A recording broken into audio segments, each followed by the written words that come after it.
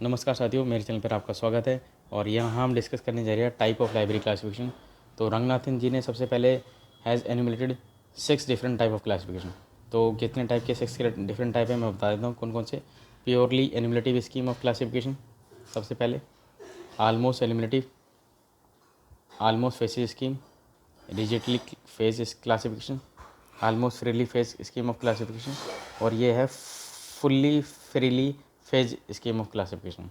तो ये different type के 6 different type of classification Ranganathan ji ने एनुमरेट करे थे अपने टाइम पर। तो इसमें देख लेते हैं क्या क्या आता है। तो अगर आपसे पूछा जाए कि लाइब्रेरी ऑफ कांग्रेस क्लासिफिकेशन किस टाइप का क्लासिफिकेशन है, ये है purely enumerative scheme of classification. तो इसमें क्या होता है, this scheme of classification consist of essentially of a single schedule enumerating all the subject of past, current and anticipable future. इसमें सारे सबेट कवर कर जाते हैं, पास्ट का हो सबेट हो, प्रेजेंट का सबेट हो, ये एंटीसिपेबल फ्यूचर यानी कि आगे बनने वाले जो सबेट है वो हो।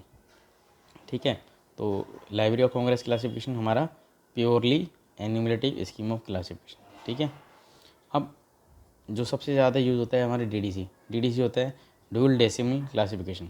ठीक है, मेलविल ड्यूल ने इसको सबसे पहली बार निकाला गया था 1876 में। ठीक है, ऑलमोस्ट एन्यूमरेटिव स्कीम इसे बोला जाता है। It consist of last schedule enumerating most of the subject of past, present and anticipable future. तीनों पास्ट का सबेट भी आ गया, प्रेजेंट का भी आ गया, एंटीसिपेबल फ्यूचर का भी आ गया, यानी कि जो बाद में बनने वाले सबेट है वो भी आ गए। लेकिन in addition a few schedule of common isolate, कुछ शेड्यूल जो कॉमन आइसोलेट के वो भी इसमें कवर हो जाते हैं। ठीक है, अब इसके बाद देखिए क्या है almost face scheme. Almost face scheme में क्या है, यूडीसी आता है और बिब्लियोग्राफिक क्लासिफिकेशन है। ये बहुत इंपॉर्टेंट है। यूडीसी क्या है, यूनिवर्सल डेसिमल क्लासिफिकेशन। डीडीसी को कंप्रेस करा जाता है, यानी कि इसका सारांश ही यूडीसी होता है। तो जिन लोगों के पास डीडीसी नहीं होता, डीडीसी बहुत महंगी आती है, तो वो लोग अपनी लाइब्रेरी में यूडीसी यूज़ करते हैं। यूडीसी वैसे बहुत ज़्यादा सिंपल है यूज़ करने में, और बस लोग स्पेशल लाइब्रेरीज़ में यूज़ करते हैं यूडीसी को। और बिब्लियोग्राफिक क्लासिफिकेशन हमारा ऑलमोस्ट फेस स्कीम है। इसमें क्या है, पास्ट, प्रेजेंट और एंटीसिपेबल फ्यूचर के हमारे सबेट आते ही है। Few schedules of common isolate तो आते ही है, लेकिन सम स्पेशल आइसोलेट्स भी आ जाते हैं ऑलमोस्ट फेस स्कीम में। ध्यान रखिए, ऑलमोस्ट फेस स्कीम कौन सी है, यूडीसी और bibliographic classification. UDC Paul OLED और हेनरी लाफोर्टे ने निकाला था 1909 में। ठीक है, बिब्लियोग्राफिक क्लासिफिकेशन भी मैंने तो अपने टाइम पर कहीं यूज़ नहीं देखी होती भी। आप बताइए, अगर आपको कहीं दिखती है यूज़ होती भी तो बताइएगा। Rigidly faces scheme, rigidly faceted classification scheme कौन सी है, कोलोन क्लासिफिकेशन है।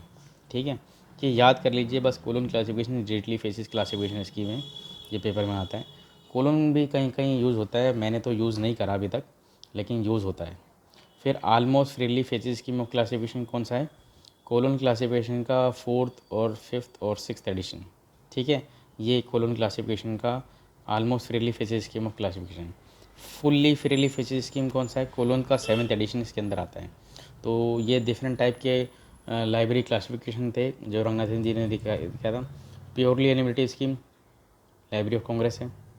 ऑलमोस्ट एन्यूमरेटिव स्कीम डीडीसी होता है, ध्यान रखिएगा। फिर उसके बाद आता है हमारा ऑलमोस्ट फेसेस स्कीम, यूडीसी और बिब्लियोग्राफिक क्लासिफिकेशन होता है। रिजिडली फेसेस क्लासिफिकेशन होता है colon classification. Almost freely faceted scheme of classification होता है कोलोन का 5th, 6th और 4th, 5th और 6th एडिशन। और फुल्ली फ्रीली फेसेस स्कीम आता है कोलोन का 7th एडिशन। तो ये छोटा सा इंट्रोडक्शन था। अब आप एक चीज़ पे आइए कि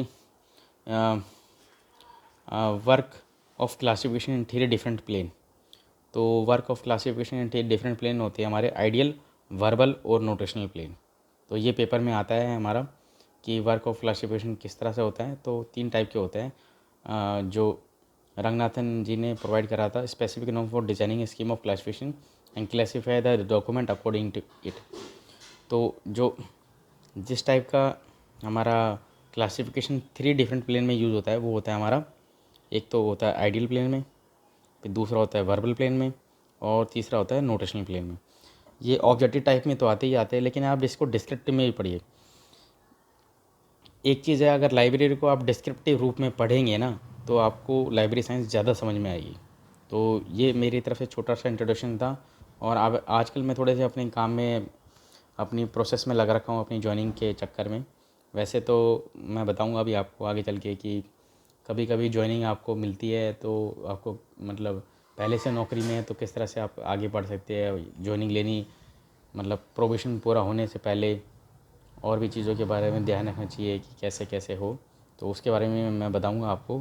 तो thank you for watching my channel. Thank you.